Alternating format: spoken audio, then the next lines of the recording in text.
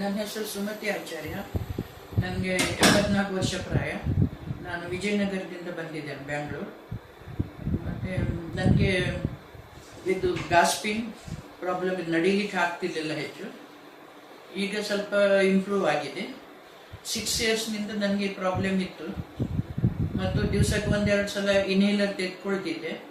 ಈಗ ಅದು ತೆಗೆದುಕೊಳ್ಬೇಕಾಗೋದಿಲ್ಲ. ಮತ್ತು ಬಾಡಿ ಪೇನ್ ಇತ್ತು, ಈಗ ಬಾಡಿ ಪೇನ್ ಇಲ್ಲ. Respicare, first time in Karnataka with 100% natural and drug-free without any side effects for all ages like asthma, allergy, wheezing, sinusitis and skin diseases. For details call 959 000 8899 or visit respicareindia.com.